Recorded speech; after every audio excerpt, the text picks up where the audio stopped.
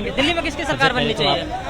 आपका बहुत बहुत धन्यवाद। थोड़ा सा तेज बोलिए। देखिए, इन्होंने भी अपने पक्ष की रखी है, इन्होंने भी रखी, कुछ कांग्रेस के थे, कुछ बीजेपी के थे, कुछ आम आदमी पार्टी के थे। हाँ, लेकिन सब अपनी ताना और खींचातानी में लगे होते हैं। हाँ, चुनाव का समय है, शिक्षित लोग रहते हैं, सब लोग आपको पता है आज के डेट में संचार सुविधा से जुड़े हैं, हर एक लोगों को पता है कि कौन विकास कर रहा है, क्या चीज़ है। देश में जो असली मुद्दे है उस पर कोई बात करता नहीं है। एक जय श्री राम का नारा लगाएगा तो दूसरा किसी और चीज़ का नारा लगाएगा। ये सबसे पहले तो ये गलत बात है। अगर देश के विकास की बात करेंगे, हमारे देश की मैं एक ही बात कहना चाहूँगा, कानून व्यवस्था बहुत ही नीचे स्तर पर गिरी हुई है। मेन मुद्दा ये शिक्षा, और दूसरा कि जो पहले मोदी जी ने भी कहा था या कोई किसी भी सरकार की उसकी बात होती है, उन्होंने शिक्षा को लेकर एक बात कही थी कि हम प्राइवेट स्कूलों को बंद करेंगे।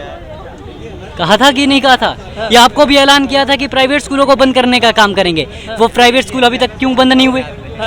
वो प्राइवेट स्कूल भले ही नहीं बंद हुए, ठेकेदारों का चलता रहा, लेकिन सरकारी स्कूल बंद हो गए, लेकिन प्राइवेट स्कूल अभी तक बंद नहीं हुए। जो मान्यवर ये नारे लगाते हैं, मैं किसी पार्टी उसका वो नहीं करूँगा, मैं किसी का विरोध नहीं करूंगा। जो सही है वो सही है। जो शिक्षा के जो हमारे लिए काम आए, मैं वो विकास की राजनीति की बात करूंगा। उन्होंने कहा था कि भाई हम लोग प्राइवेट स्कूलों को बंद करेंगे, क्यों नहीं किए?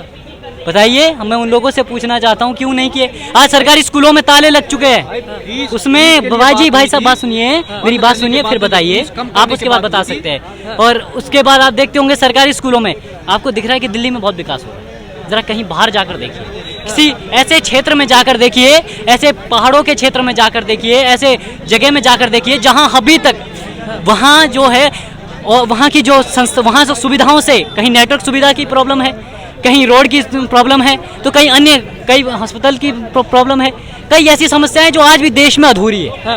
अगर राजनीति करनी है, जिसे जो विकास की वो करनी है, तो विकास की उस पर उतरे, ना कि किसी को खींचने पर।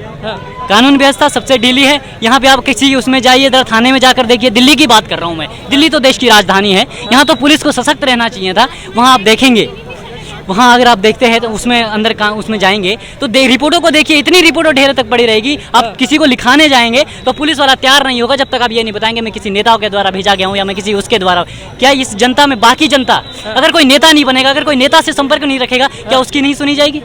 ये आज देश यहाँ के कानून व्यवस्था की वो है। शिक्षा व्यवस्था भी उसी प्रकार से। फिर दूसरी बात यहाँ दिल्ली के लिए आई थी कि दिल्ली में लोग दूर दूर से, ये राजधानी है हमारी, यहाँ नौकरी या जॉब के लिए लोग आते हैं। यहाँ देख रहे हैं हज़ारों की तादाद में, ये नहीं कि दिल्ली के ही हो, अन्य अन्य जगह के हैं। तो कहा था कि भाई कंपनियों की वो करने का काम करेंगे, तो अभी तक कंपनी पे भी कोई ऐसा वो नहीं हुआ कि उसमें बढ़ोतरी करेंगे या सैलरियों को लेकर बढ़ोतरी करेंगे।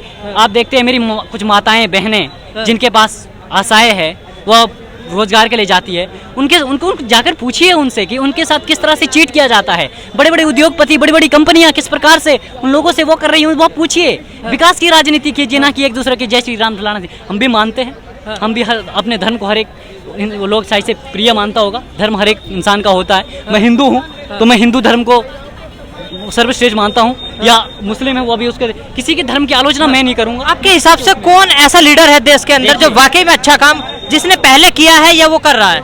कोई मैं किसी, देखिए वो हर पार्टी में कोई ना कोई लीडर अच्छा रहता है। वो आम आदमी पार्टी में भी अच्छा लीडर है, कांग्रेस में भी अच्छे लीडर है, बीजेपी में भी अच्छे लीडर है। मैं लीडरों की वो नहीं करूंगा, मैं किसी के उसमें नहीं बात करूंगा, लेकिन जो विकास की राजनीति है वो बताऊंगा, जो आज देश के अंदर हो रहा है। आप देख रहे होंगे शिक्षा की किस तरह। मैं बताता हूँ, सबसे पहले अगर देश को करना है तो प्राइवेट स्कूलों को बंद करने का काम कीजिए, तभी सरकारी स्कूल सही से चल पाएंगे। सरकारी स्कूलों में पढ़ाने का काम कीजिए।